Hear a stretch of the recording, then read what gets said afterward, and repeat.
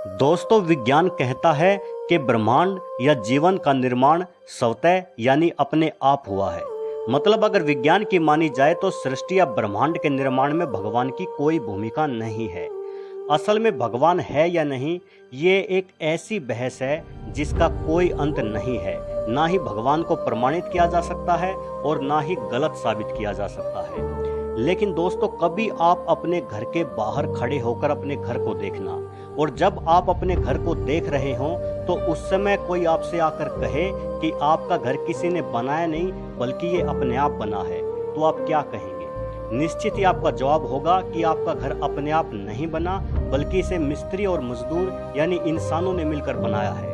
अब सामने वाला बंदा कहे कि भाई साबित करो कि इसे इंसानों ने बनाया है, तो आप कैसे साबित करेंगे? तो दोस्तों, इसे साबित करने के लिए बस एक ही शब्द काफी है और वो शब्द है व्यवस्था यानी अरेंजमेंट। दोस्तों, व्यवस्थाएं कभी अपने आप नहीं बन सकती। आपके घर की पहले नींव खोदी गई ताकि घर को मजबूती मिले, फिर उसमें ईंटों और सरियों का प्रयोग हुआ, हर दीवार बिल्कुल सीधी बनाई गई, अंदर बाहर जाने के लिए दरवाजे, हवा आने जाने के लिए खिड़कियां बनाई गई, छत के खुले हिस्से पर लोहे की रेलिंग लगाई गई ताकि कोई छत से नीचे ना गिर जाए, नीचे से ऊपर और ऊपर से नीचे जाने के लिए सीढ़ियां बनाई गई। ये सब व्यवस्था ही तो है। अगर आपका घर अपने आप बनता तो निश्चित ही इतना व्यवस्थित नहीं होता, क्योंकि व्यवस्थाएं अपने आप नहीं बन सकती। अब आप प्रकृति की तरफ देखिए, क्या आपको इसमें कोई व्यवस्था नहीं दिखती? जब बच्चा पैदा होता है तो वो कुछ नहीं खा सकता, तो स्वतः माँ के स्तनों में दूध उतर आता है। सिर्फ इतना ही नहीं, जो बच्चा अभी अभी पैदा हुआ है तुरंत अपनी माँ के सीने से लगते ही खुद ब खुद दूध पीने के लिए अपना मुंह चलाने लग जाता है। क्या यह कोई व्यवस्था नहीं है? हम ऑक्सीजन लेकर कार्बन डाइऑक्साइड छोड़ते हैं, वही पेड़ कार्बन डाइऑक्साइड लेकर ऑक्सीजन हमें देते हैं। क्या यह कोई व्यवस्था नहीं है? हमारी पृथ्वी 23 डिग्री पर झुकी हुई है जिससे मौसम बदल सके। गर्मी पड़ती है तो समुद्र से जलवाष्प उड़कर बारिश होती है और सभी जीव जंतुओं की प्यास बुझती है। ये सब कितनी शानदार व्यवस्थाएं हैं। निश्चित तौर पर ये व्यवस्थाएं अपने आप नहीं बन सकती। जिस प्रकृति ने ये सब बनाया है उसे आप भगवान, अल्लाह, गॉड, वाहेगुरु कुछ भी कह सकते हो। ये आपकी मान्यता पर निर्भर करता है। लेकिन दोस्तों, फिर सवाल ये उठता है कि अगर भगवान ने हमें बनाया तो फिर भगवान को किसने बनाया? भगवान कहाँ से आया? तो दोस्तों, इस सवाल का जवाब खोजने से पहले मैं आपको कुछ दिखाना चाहता हूँ। दोस्तों, ये हमारी पृथ्वी है जिसका डायमीटर करीब 13,000 किलोमीटर है। पृथ्वी से करीब 17 गुना बड़ा ग्रह नेपच्यून है। हमारे सौरमंडल का एक और ग्रह शनि हमारी पृथ्वी से करीब 760 गुना बड़ा है। उसके बाद आप बृहस्पति को देखिए, ये हमारे सौरमंडल का सबसे बड़ा ग्रह है। ये इतना बड़ा है कि इसमें एक साथ 1300 पृथ्वी समा सकती है। इसके बाद आता है सूर्य, ये हमारे सौरमंडल का तारा है और इसमें समा सकती हैं 1,30,000 पृथ्वी। है ना हमारा सूर्य बहुत बड़ा? लेकिन अगर आप सूर्य की तुलना सिरियस नामक तारे से करें तो आपको सूर्य भी छोटा दिखाई देगा। लेकिन सिरियस सबसे बड़ा तारा नहीं है, उससे भी बड़ा है पोलक्स। लेकिन ब्रह्मांड में पोलक्स से भी बड़ा तारा मौजूद है आर्कट्रस, परंतु उससे भी बड़ा है एल्डेब्रान, और एल्डेब्रान से भी बड़ा तारा है जिसका नाम राइजल रखा गया है। लेकिन अंत यही नहीं है दोस्तों, राइजल से भी बड़ा तारा जो हाइपर जाइंट की श्रेणी में आता है वो है पिस्टल स्टार, और ये सिलसिला ऐसे ही चलता रहता है।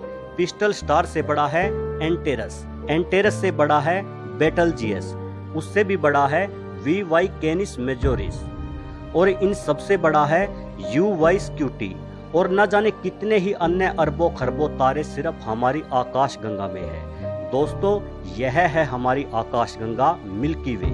यहाँ से आप देखोगे तो आपको अपनी पृथ्वी लाख गुना जूम करने पर भी दिखाई नहीं देगी। पर दोस्तों, अभी बात खत्म नहीं होती, ये तो बस शुरुआत है। ऐसी ही न जाने कितनी ही आकाश गंगाएं जिनमें अरबों खरबों तारे, सूर्य, ग्रह सब समाये हुए हैं। इन सब से मिलकर बना है हमारा ब्रह्मांड। ये देखिए, ये है हमारा ब्रह्मांड। इतना बड़ा, विशाल, अथाह, या आप जो भी कहें, आपके शब्द कम पड़ जाएंगे इसकी विशालता और व्यवस्था को बयां करने में। ये है हमारा ब्रह्मांड। खैर दोस्तों, अब हम फिर से उसी बात पर आते हैं कि अगर भगवान ने हमें बनाया तो फिर भगवान को किसने बनाया? तो दोस्तों, इसका जवाब देना नामुमकिन है, लेकिन फिर भी जवाब बड़ा सीधा है। दोस्तों, अगर आप गधे को ये समझाओगे कि थॉमस एडिसन ने बल्ब कैसे बनाया तो वो नहीं समझ पाएगा। अगर आप गधे को ABCD सिखाओगे तो इन 26 अक्षरों को वो नहीं सीख पाएगा। ठीक वैसे ही इस ब्रह्मांड की विशालता और व्यवस्था के सामने हम गधे हैं। हम ये कभी नहीं समझ पाएंगे कि भगवान क्या है और उसने सृष्टि की रचना क्यों की है। भले ही भगवान ने हमें सभी जीवों से ज्यादा समझदार बनाया है, लेकिन भगवान ने हमें इतनी समझदारी नहीं दी कि हम ब्रह्मांड के रहस्यों को सुलझा सकें। खुद को गधा कहलवाने पर बुरा मत मानना दोस्तों, पर सच कहूं मुझे तो ऐसा लगता है कि हम गधे से भी ज्यादा गए गुजरे हैं, क्योंकि हम भगवान को लेकर आपस में ही लड़ते रहते हैं। हर धर्म के लोग कहते हैं कि मैं अपने धर्म की रक्षा कर रहा हूँ, अपने भगवान की रक्षा कर रहा हूँ। अरे भाई, तू उसकी रक्षा कर रहा है जिसने ये विशाल ब्रह्मांड बनाया। अरे भाई, इस सृष्टि में तेरी हैसियत ही क्या है? एक कीटाणु है तू, कीटाणु। तुझे क्या लगता है कि जो पल भर में तुझे खाक में मिला सकता है उसे तेरी रक्षा की जरूरत है? कोई कहता है यहाँ राम मंदिर बनेगा, तो कोई कहता है नहीं यहाँ मस्जिद बनेगी। अरे कीटाणुओं, नहीं जरूरत है उसे तुम्हारे मंदिर या मस्जिद की। नहीं आएगा वो तेरे मंदिर में या तेरे मस्जिद में रहने। वहाँ कोई अनाथ आश्रम बना लो भाई, बेसहारा बच्चों को सहारा मिल जाएगा और तुम्हारी लड़ाई भी खत्म हो जाएगी। मुस्लिम हिंदुओं को काफिर बोलते हैं और हज पर चले जाते हैं। हिंदू अल्लाह को कोसते हैं और कावड़ लेने चले जाते हैं। हद है यार, मतलब हद है। तुम उसी की पूजा करते हो, उसी की फरियाद करते हो और उसी को गालियां भी देते हो। भगवान, गॉड, अल्लाह, वाहेगुरु, पता नहीं ये है भी कि नहीं, लेकिन अगर ये हैं तो ये सब अलग अलग नहीं हैं।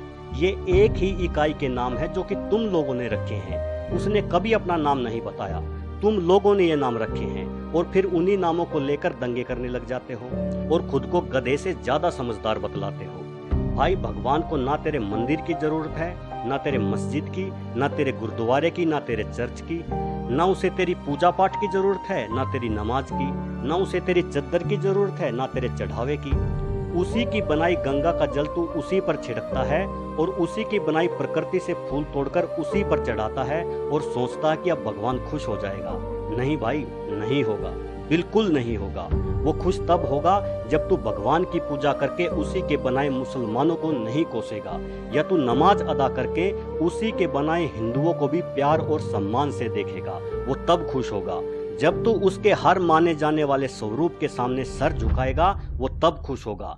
फिर चाहे वो स्वरूप अल्लाह का हो, चाहे भगवान का हो, चाहे वाहेगुरु का हो, चाहे गॉड का हो, क्योंकि भले ही वो स्वरूप इंसानों की कल्पना हो, लेकिन है तो उस परमात्मा को याद करने का जरिया ही।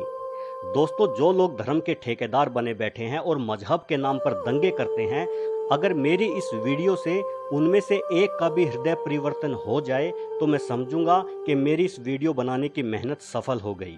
भाइयों, अब भी समझ जाओ, अब भी मौका है, नहीं तो यह स्वर मान्य सत्य है कि जिसके नाम पर तुम झगड़ा करते हो, एक दिन जाना तो आखिर उसी के पास है। कैसे जाओगे, क्या मुंह लेकर जाओगे? याद रखना मेरे भाइयों, उसकी लाठी में आवाज नहीं होती। तुम्हारे महल चौबारे यहीं रह जाएंगे सारे, अकड़ किस बात की प्यारे, अकड़ किस बात की प्यारे, ये सर फिर भी झुकाना है। सजन रे झूठ मत बोलो, खुदा के पास जाना है। न हाथी है न घोड़ा है, वहाँ पैदल ही जाना है। सजन रे झूठ मत बोलो, खुदा के पास जाना है।